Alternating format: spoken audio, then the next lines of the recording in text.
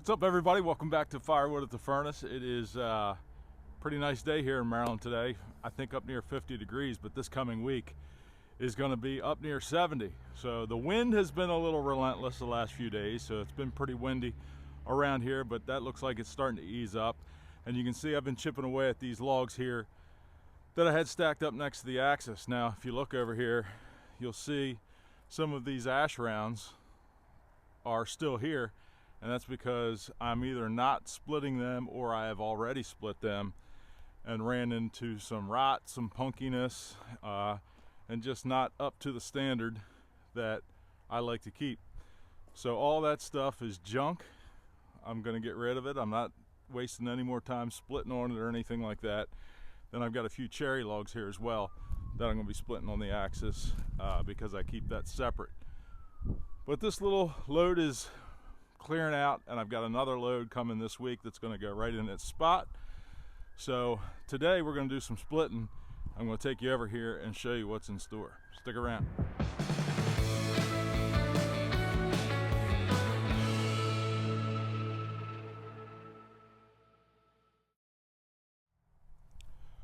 So over here where the 1222 is set up with the conveyor, I've carried a few logs over here with the grapple and the skid loader, and various diameters, various sizes.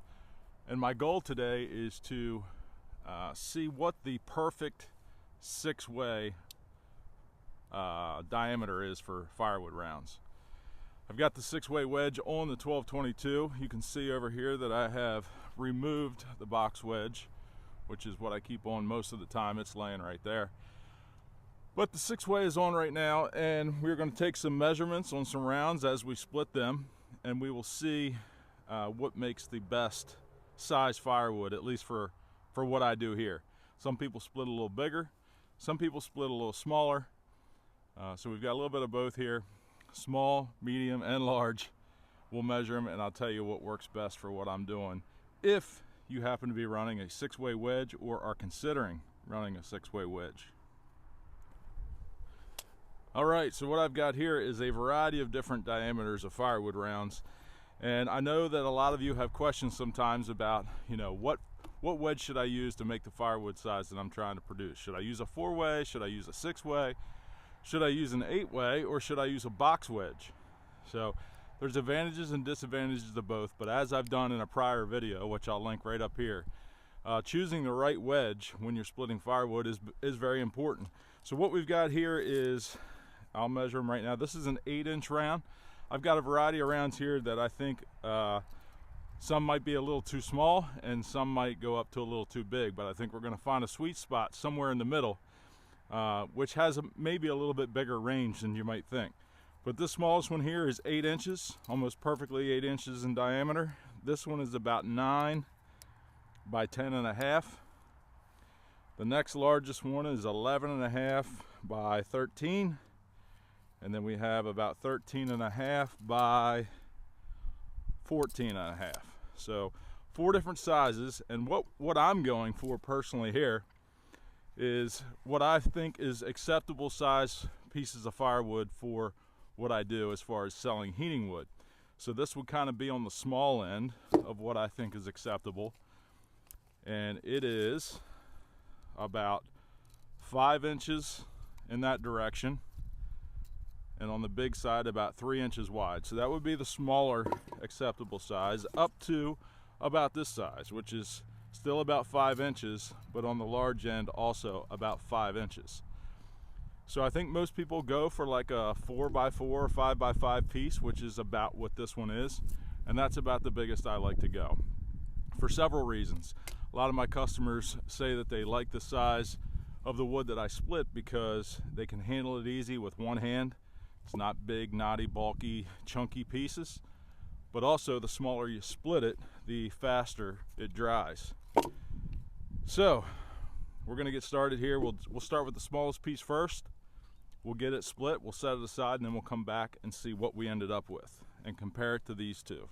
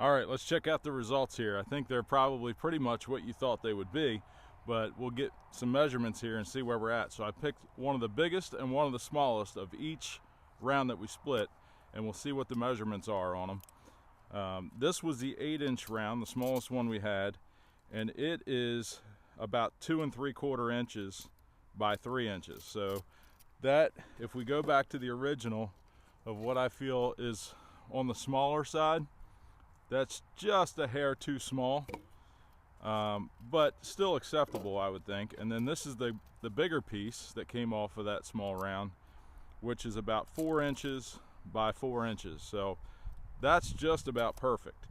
So if I had done a little better job with all of these rounds, centering them on the 6-way wedge, which takes a little getting used to, we might have came out with something on the smaller side, but pretty close to what we're looking for.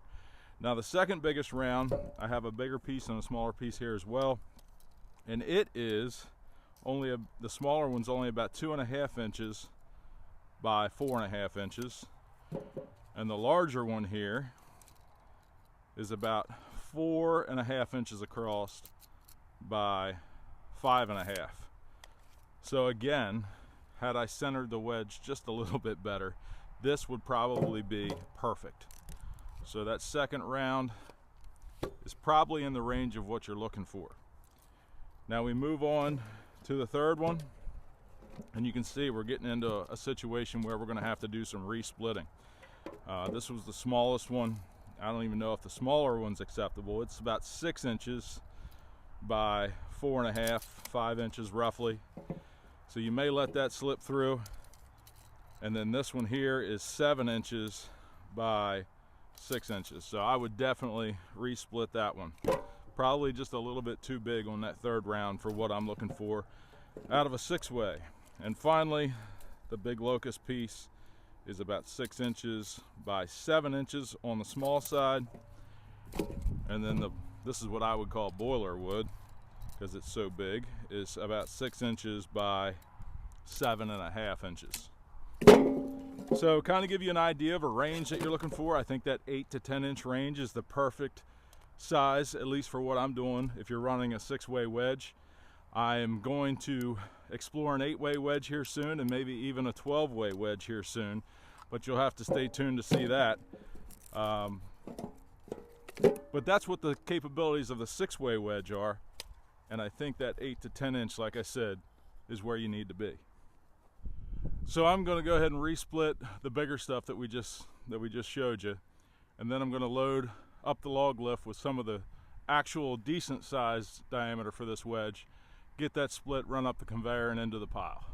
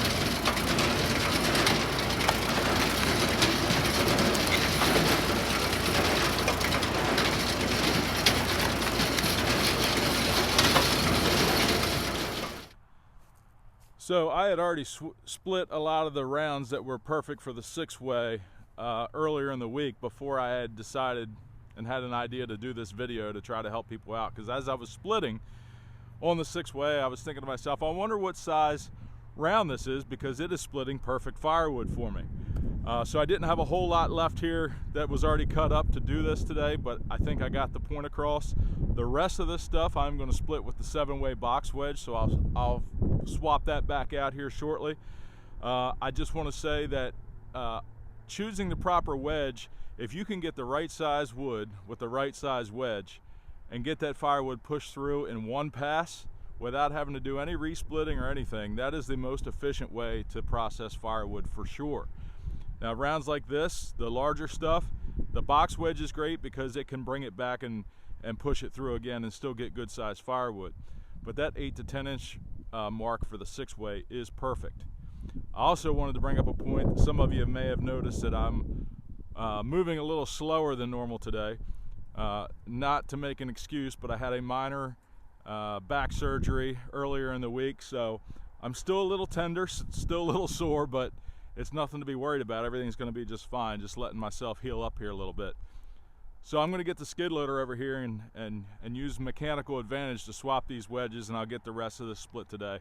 But I hope that video was helpful for somebody who might just be getting into splitting firewood and trying to figure out what wedge they need for a machine they're going to order or a machine they're going to purchase. That's kind of what this was geared towards. Don't forget, the raffle is ongoing for the Hope fundraiser. As soon as we raise enough money to cover the cost of the 2 saws, I am going to set a deadline on that so that we can finish that off, and whatever we end up with to donate is what we will have. So we're getting close to the point where the saws are covered, but I would really like to make a decent donation to the Hope Foundation. So there's a link here in the description of the video, also QR code here at the top. If you're not familiar with what's going on, check out the website, and it's a really great cause. So that's going to be it for today. Thank you all for joining me, and we will see you next Wednesday at 7 a.m. Take care, everybody.